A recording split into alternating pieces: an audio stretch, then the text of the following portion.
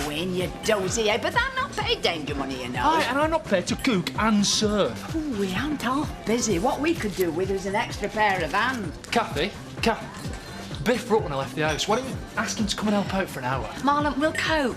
Oh, you're a glutton for punishment, you aren't you? Biff won't mind lending hand. Really, we'll be fine. Ah, I get it. You two have had a row. No, well, just a little misunderstanding. All right, I'll go and talk to Biff. Haven't you forgotten something?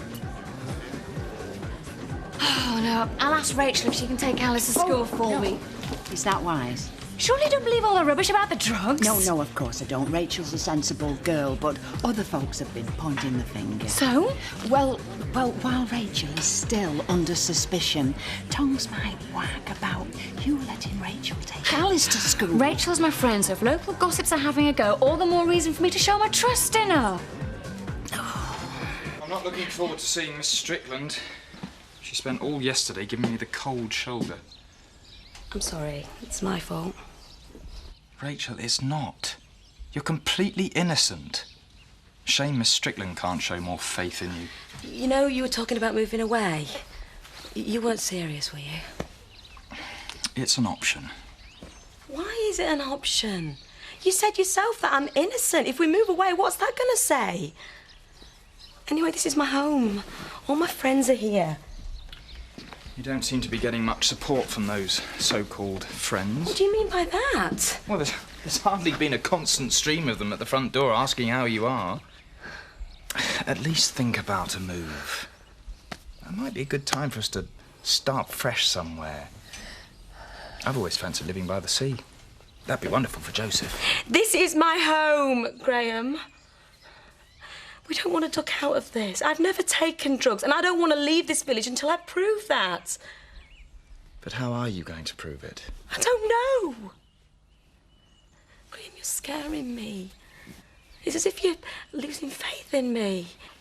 I know you're innocent. I just want you to realise how difficult it's going to be to convince other people of that. I think I'm going to go for a walk, try to clear my head.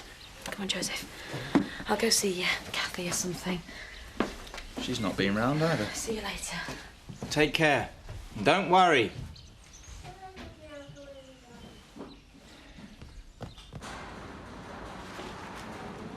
Hey up. Still with us then?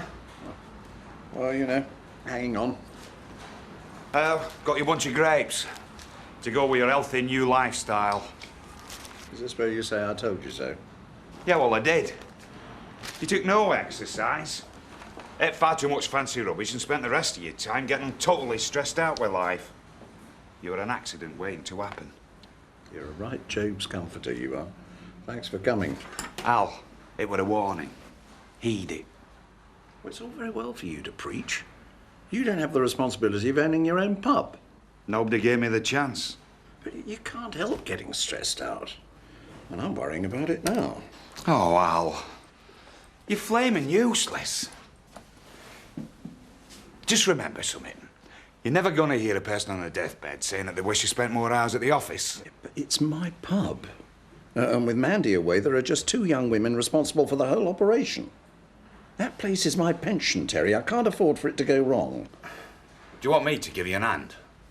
Look out for everything. The last time that happened, I came back to a burnt-out pub. How long are you going to hold that against me?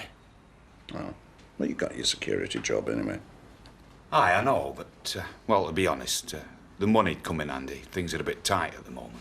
Oh, Terry, when are you going to get yourself sorted out? Do you want me to give you an hand or not? Well, you do know the ropes.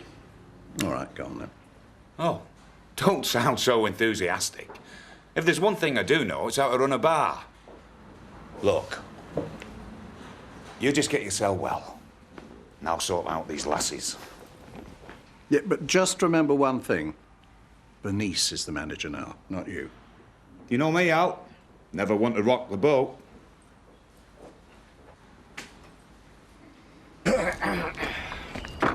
Oh, I'm surprised to see you up so early. What do you mean? I thought all you druggies stayed in bed till midday, sleeping off your hallucinations. Listen, Eric, I've never taken drugs in my life. I've not even smoked a cigarette. These accusations are ruining my life. And the last thing I need right now are cheap cracks from the likes of you. Come on. Only a joke. Hiya. Just going to see you. Rachel, can you do me a favour? Can you take Alice in? I've got a couple of things that need sorting out. Oh, I was kind of hoping we could have a chat. I could do with a friendly ear. It's a bit difficult right now. Is it okay with Alice? Yeah, I suppose so. Thanks. Have a good day. See you later. Bye. Yeah. Look at me. What have you moved?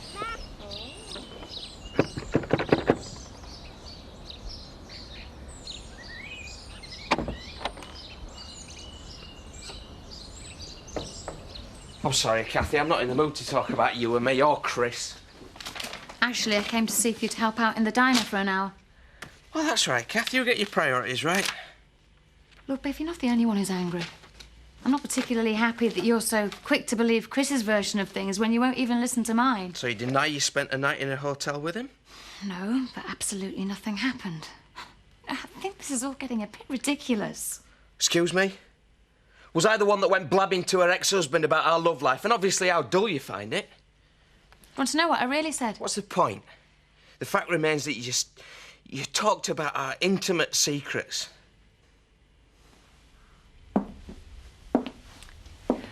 All right, Biff, I made a mistake. I had one drink too many. I didn't realise what Chris was scheming. But I tell you one thing, what he told you is a load of rubbish. I was singing your praises. How much I value the comfort and security of knowing you so well. Oh, you make me sound so excited. What's the point in trying to explain if you're not prepared to listen? Will you come and help out? OK. But I'm telling you now, Kathy, you are way out of order. This is a long way from being sorted out.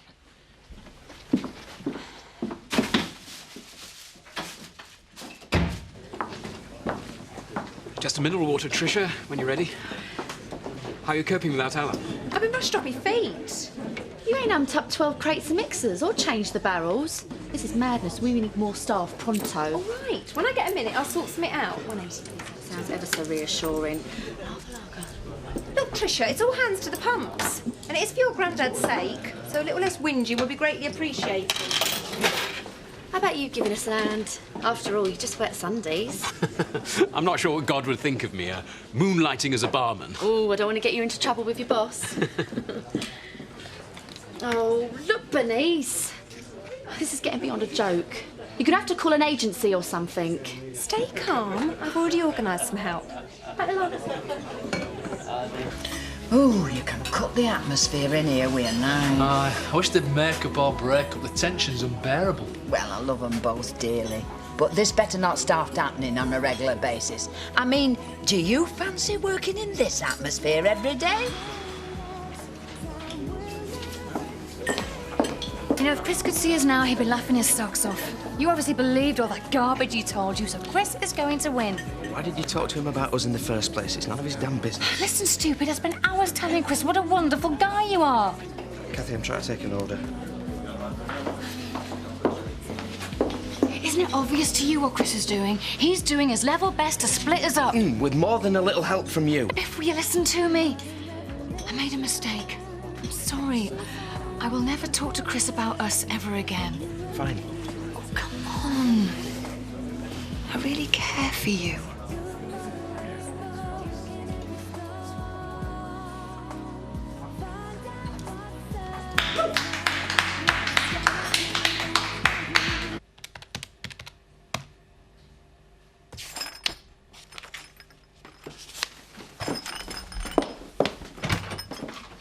Terry, what are you doing here?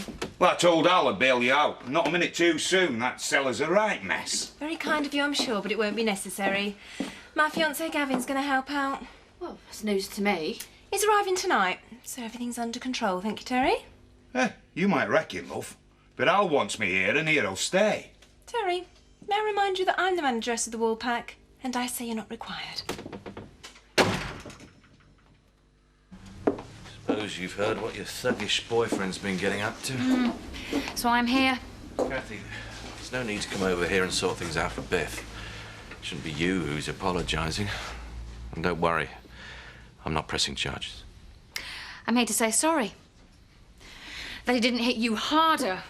You are a rotten, conniving schemer. I've been an idiot to think you could change. I know exactly what you're up to, and it had better stop now. I don't know what he's been telling you, but I am the injured party here, you know. He attacked me. Do I need to spell it out? You're trying to split me and Biff up. Don't know what you're doing with him anyway.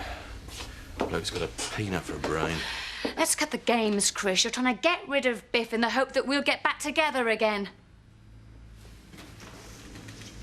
OK. Cards on the table. You know I've never got over you. Well, you'll have to try, because from now on I don't want you near me or Biff. What can he offer you? I like him a lot, and I will not allow you to ruin things. The man's allowed. You'll come to your senses sooner or later. I'll still be here.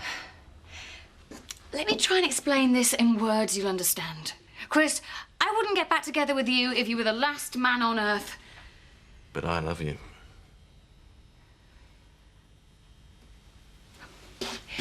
You don't know the meaning of the word.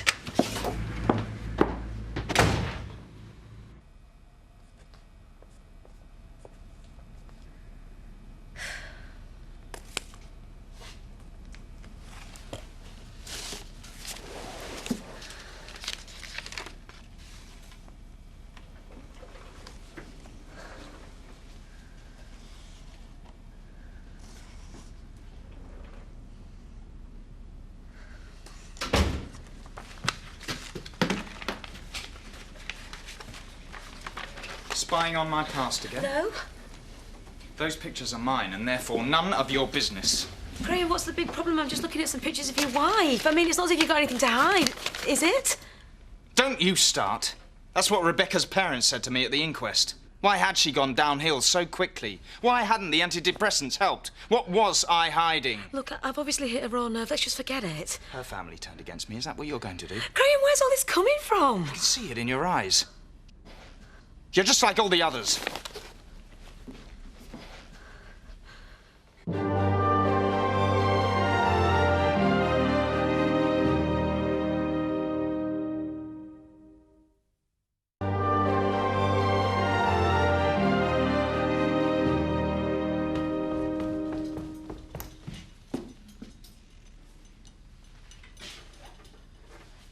Are you all right? All I've tried to do is be the perfect partner to you, help and support you. And now you just throw it all back in my face. Graham, I was only looking at some photographs. Why are you hell-bent on trying to dig up my past? I'm not! I was just curious, that's all. You always gloss over your life with Rebecca. I'm not saying for a second that I believe you had anything to do with what happened to her. Look, can we just leave it behind us? Now's not the time to row. I'm going for a walk. I don't like the atmosphere in here.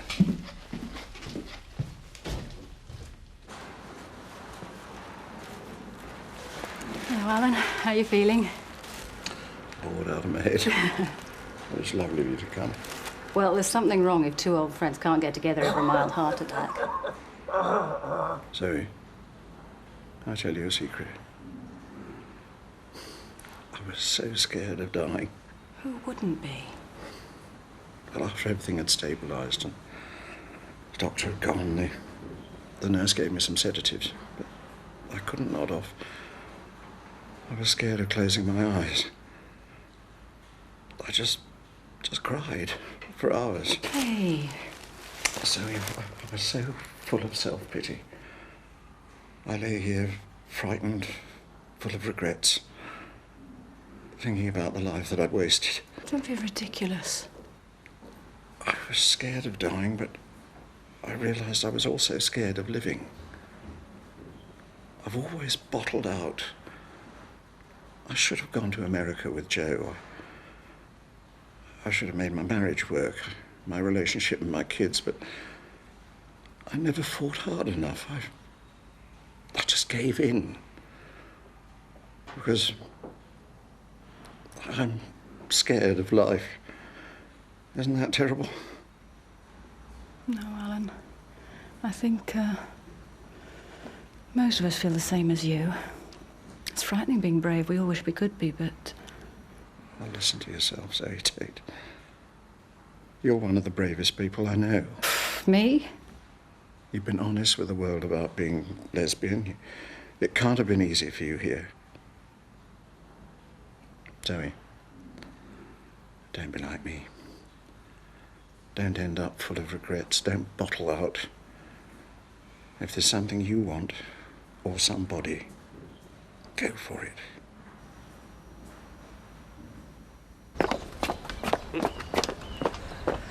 Ta-da! What do you think? Oh, Scott, very nice indeed. They must think an awful lot of you. Lads your age don't normally get given a car like that. I do the business for them, don't I? What do you think, Ellie? It's a car. Oh, are we just a little bit jealous? Oh, give me a break. Come on, take us for a ride then. Step inside.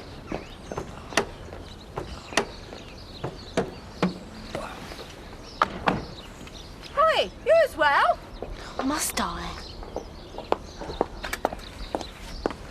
I'll show you the back seat later. You're disgusting. Kelly, come back!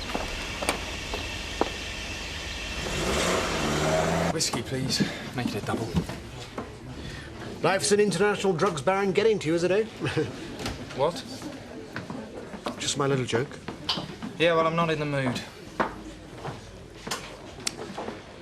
Weird, this Rachel business, eh? How so? My 2 penners? I don't believe for a second that the drugs belong to her. Thought you were the one who said she was guilty as sin. Well, perhaps I was a little too hasty in my judgment, eh? I should have realised that Rachel's far too straight. Doesn't even like cigarette smoking. So what's your point? Well, I mean, Dr. Watson, that somebody planted the drugs on her. I heard do a thing like that.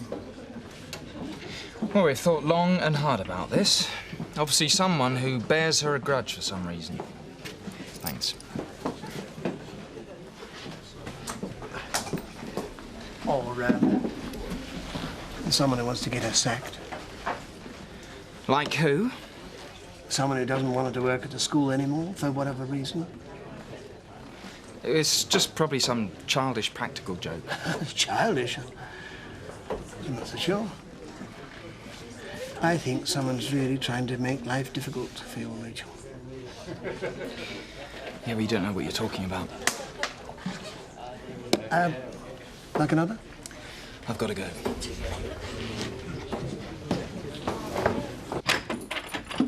You see, what Vic would have wanted is for me to be self-sufficient, you know, running my own business, just like him. But you're too young to set up on your own. Age isn't important, ambition is. But it's a big risk. All I need is some capital. Scott, don't run before you can walk. You're in a good job and you're doing well at it. True, but I could be doing better on my own. See, I want to achieve something that would make Vic proud of me. You know, a tribute to his memory. Oh, Scott, that's a lovely thought. And it would be kind of fitting if Vic's money helped set up the whole thing. He would have liked that. But do you know what you're doing? Look, if it makes you feel any better, I'll go to an advice agency or something. And I've got a mate who's going in with me, and he's got a lot on house. What I really could do with is your advice. Oh, sure. Well, OK. Show me your plan, and we'll take it from there.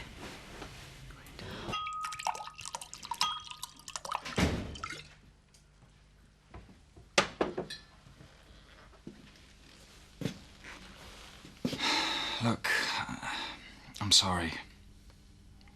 I shouldn't have flown off the handle at you. You touched a raw nerve.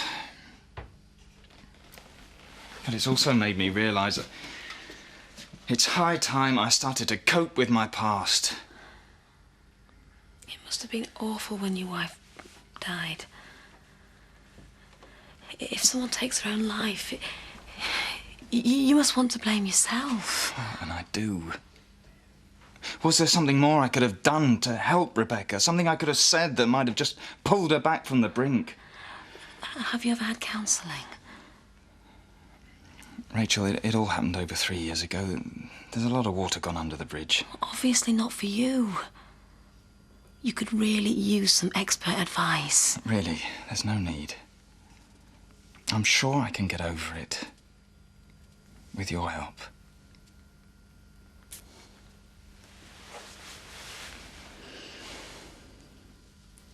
then, here's another thing.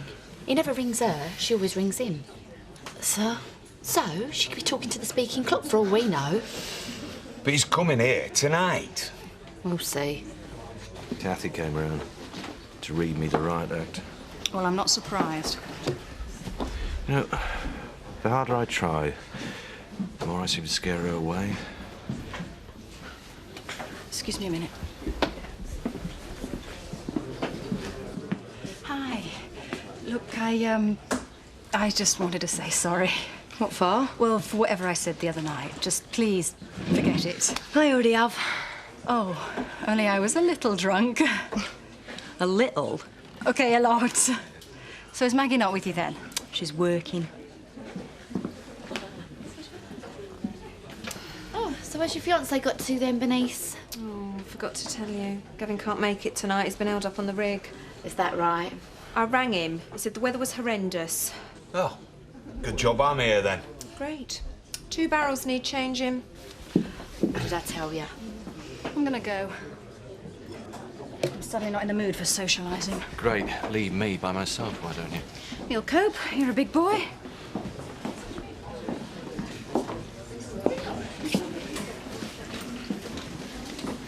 Could we have a word? What's left to see? Well, I've been meaning to come round. Maybe Biff's punch has finally knocked some sense into me. Because I've been a complete idiot. Wouldn't disagree with that. Scotch, please. I'm being honest with you now. I realise what a fool I was to try and relive the past. Kathy and I are history. It's a shame I didn't see it earlier. Certainly is. I know now that you and I are the future, Laura. Sincerely, I've realised just how strong my feelings are for you.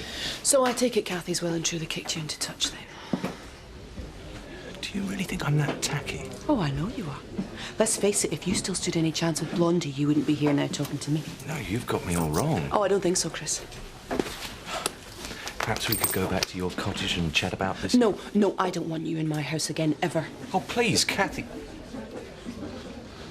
Laura, I just want to sort all this out.